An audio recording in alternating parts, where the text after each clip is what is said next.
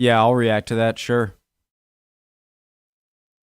Hey guys, it's been a few days since I've done a video, a reaction. It felt like months, but let's go. My name's Connor if you're new. Hope everyone's doing well. I'm from the USA, and I like to learn things, usually. See you in history. Channel name, great channel name, and great channel so far. Preemptive like, we've done the Soviet weapons of World War II and the British weapons. Now I'm checking out the German weapons, and maybe I'll continue. I think there's an Italian one, and French weapons. Let's go. The German army had a rather varied stockpile of weapons and equipment. Most of it was assigned to the infantry soldiers, who were responsible for conquering enemy territories and maintaining control of different combat areas. Gonna say this. I heard that, I don't know this, but I've heard that American soldiers often, if they found or killed a German soldier, they would often drop their American weapon for their German weapon. I'm not sure if that's true, just because it's so much better, but I'm assuming they wouldn't take the same ammunition, and so I'm assuming you'd have to find a German machine gun or gun with German ammo in order to even do that. But I guess the meaning of the story is that German weapons were very good. In today's video, we will look at some of the main equipment used by German troops during one of the biggest armed conflicts in history. Cool. Or it's war, so. The M40 uniform was probably the most used by German troops. The M40 was usually produced in a greenish-gray color, called Feldgrau by the Germans. The color of the uniform could change according to the region of the army. For example, the olive-green uniform worn by the Afrika Korps division, which fought mainly against the British in Africa. The M40 uniform also included an internal suspension system. Through this, a soldier could hang an equipment belt through several hooks off the tunic, spreading the gear's weight without using external equipment suspenders. The iconic Stahlhelm steel helmet accomplished the... This seems like the best helmet of all of the... Like, I think of the British helmet, the American helmet. This one seems like if you were to ask me, I could choose a helmet to go in, I would choose one of the German helmets, because it seems like the American helmet is like if you just cut off the visor and the protection here, and a British helmet, if you just kind of lay that upwards. This one seems like it would provide the most protection. Key role of protecting the soldiers' heads from shrapnel and grenade fragments, and also against the firing of low-caliber weapons. Gewehr? The Gewehr 43, also known by the abbreviation G43, is a semi-automatic gas-operated rifle developed by Germany during World War II. The G43 used a 10-round Mauser cartridge and had a firing rate of approximately 30 shots per minute. An optical sight could be mounted on top of the trigger to ensure greater accuracy for the shooter. The G43 rifle was produced in relatively large volumes, with about 400,000 units. The G43 was distributed to sharpshooters and soldiers who were not directly on the front lines. After all, rifles, when exposed to combat conditions, often became jammed and malfunctioned. Most Gewehr 43 rifles were produced using forced labor, mainly in Czechoslovakia and Poland. Therefore, many rifles were subject to parts sabotage or poor workmanship. Carabiner? The Carabiner 98K is a bolt-action rifle, adopted as the standard German infantry rifle in 1935. It was the primary infantry rifle until the end of World War II in 1945. The Carabiner 98K could be modified for specific purposes. A telescopic sight could be added for sharpshooters. A shot suppressor could be attached to the gun barrel for expert marksmen and members of the German Special Forces. A grenade launcher. A shock suppressor? telescopic sight could be added for sharpshooters. A shot suppressor could be Shot or shock? attached. A telescopic sight could be added for sharpshooters. A shot suppressor could be attached to the gun barrel for expert marksmen and members of the German Special Forces. Yeah, I still don't really understand that. A grenade launcher with a range of up to 250 meters could also be attached to the gun barrel. All German soldiers trained before or during World War II were taught to use the Carabiner 98K. Throughout the conflict, the Russians captured millions of weapons from the Germans, which were later used in combat or sold to other countries. Today, it is still active in some less developed countries. MP40, that sounds familiar. The MP40 is a submachine gun designed by Heinrich Fulmer in 1940. The goal was to equip German soldiers with an assault weapon. The MP40 used 32-round 9mm magazines, and its effective range was approximately 150 meters. It was a reliable weapon of cost-effective manufacture. The MP40 was used extensively by German troops during World War II. So is this fair to say this is the German equivalent of the American Thompson, or the Thompson is the American equivalent of this? But when I think of World War II guns, especially machine guns, this one often comes into mind. And for a machine gun, 150 meters seems to be pretty accurate. What do I know? I've never shot a gun in my life. It just sounds like a good amount of distance. Its advanced and modern features made it a favorite among soldiers and quite popular in several countries after the war. Total production is unknown, but it is believed that more than 1 million were manufactured between 1940 and 1944. After the end of World War II, many MP40s were captured or handed over to the Allies. They were redeployed to the paramilitary and irregular forces of some developing countries. MG34. Does that sound... The MG34 was a heavy machine gun of the Is this a super insanely fast one? German Army. It is considered the first modern machine gun. It was air-cooled and used for many purposes during World War II. The versatile MG34 was clearly the most advanced machine gun in the world when the German Army deployed it. I was confused for a second because this isn't standing on a thing. I didn't notice this giant tripod right here. Interesting. Although the MG34 was very reliable and dominant on the battlefield, its dissemination by German forces was hindered due to its precision engineering. This entailed high production costs and a relatively slower manufacturing rate. Like most machine guns, the MG34's barrel was designed to be easily replaced, preventing overheating during sustained fire. Most German tanks and other armored vehicles of World War II used the MG34 as secondary armament. STG-44. The STG-44 was the first successful assault rifle. Features included, among others, an intermediate cartridge, controllable automatic fire, a more compact design, and a higher rate of fire. The STG-44 was used throughout the war's Eastern Front. It also had a superior range compared to Soviet submachine guns, making it a remarkable success on the Eastern Front. About 500,000 STG-44 rifles were produced during the war, but they were not enough to save Germany from defeat. What is the... The STG-44 also had shortcomings. Its chrome-plated metal body and barrel were prone to overheating. This explains why soldiers wore gloves when handling the STG-44.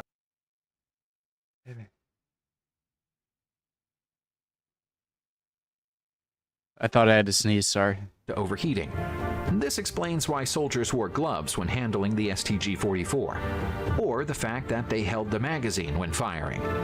The STG-44 offered a much greater fire volume compared to standard infantry rifles. Sorry. Barrel were prone to overheating. This explains why soldiers wore gloves when handling the STG-44, or the fact that they held the magazine when firing. Yeah, but I would say like the majority of the weapons that people are holding it by the magazine. Or am I imagining things? The STG-44 offered a much greater fire volume compared to standard infantry rifles. The Walther P38 is a 9mm semi-automatic pistol, developed by Walther Arms as a German Army service pistol at the beginning of World War II. Its development commenced in the early 30s, when the German Army wanted to replace the Luger P0 pistol. Although elegant, it was expensive and unreliable. There's this, have you ever seen Band of Brothers? There's one of the characters who really wants a Luger and, like, says, like, dibs on the first Luger. Like, he wants to, like, send it home to his brother or something. The question, I could ask that at the end, or just in case I forget. What gun would you like to have if you could only choose one and maybe a pistol? Would you rather have one of the more specialized guns, like a long gun or a close-range machine gun? Or would you rather have one of the intermediate, like machine guns, but also can fire? I guess it would depend on the environment you're in. You know, maybe in urban combat, you'd prefer the machine gun, and in more open field, you'd prefer the long gun. But I feel like I'd rather have one of the specialized ones than the all-purpose. I don't know, just a question. The P38 pioneered the design of semi-automatic weapons. The firing rate was smooth, accurate, and reliable. It was the first locked breech pistol with a double-action trigger mechanism. These features allowed the pistol to be safely holstered, even though it had ammunition in the chamber.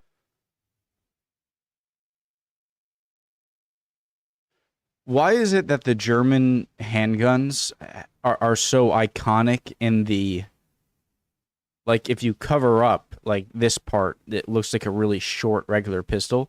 But all of the other sidearms for, like, the Soviets, the British, the Americans, seem to have, you know, this same width all the way to the end of the barrel.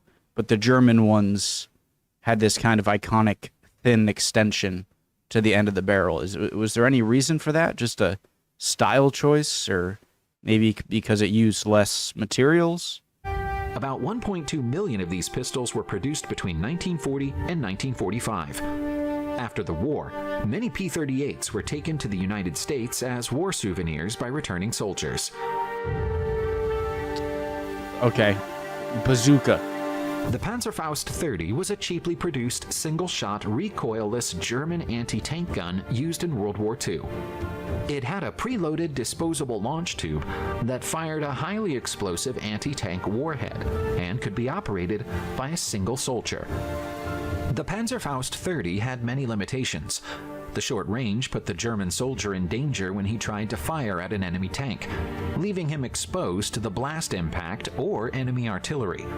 It was a poorly accurate weapon, and mechanical flaws were common. But millions of units were distributed to German troops, making it a stressful threat to Allied armored crews, especially in urban terrain. It's the recoilness of it that doesn't really make sense to me. I've been looking through comments and things on other videos. I don't think I remember seeing an explanation for this. I asked it before.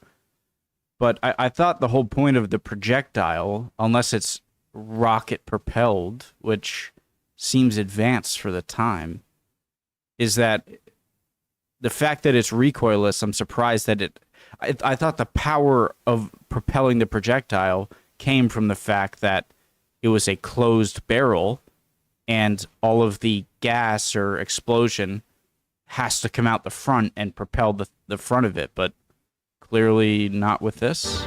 Thousands of Allied armored vehicles fell victim to the Panzerfaust 30. Had it been developed early in the war and distributed to more trained soldiers, the impact could have been far greater. Style hand grenade. Oh, is this that classic stick hand grenade? In World War II, most infantry soldiers were trained to use grenades. Throwing grenades further and further away was an important stimulus to undertake improvements. To this end, the Germans developed the M24 Stillhandgranates. You know what? I used to think that I would rather have a regular just regular, like a oval grenade, like you throw like a baseball, because something about this seems a little more sketchy to throw. But I would be way more accurate now that I think of it with voice crack with this grenade, because just think about how, you know, throwing a grenade that's pretty accurate, but I can be really accurate if I have a stick and I throw it like that, you know, like kind of like a tomahawk or something. That doesn't really seem to be how he's throwing it, though.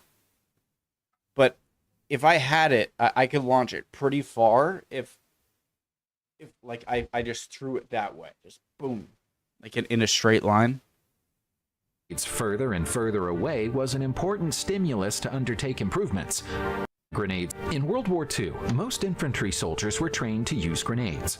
Throwing grenades further and further away was an important stimulus to undertake improvements. To this end, the Germans developed the M24 Stillhandgranates. The M24 was the standard hand grenade of the German army during World War II. German soldiers carried the M24 on the front of their belts, allowing quick and easy access to the explosive. The German military relied on the destructive power of TNT explosives rather than the metal shrapnel effects of conventional oval grenades. Interesting. The M24 had no effectiveness against sturdy targets, such No way. Is that real? as tanks and buildings. Okay. A common solution was an improvised package charge, where the heads of several grenades were tied around a whole grenade, creating an immensely powerful explosive.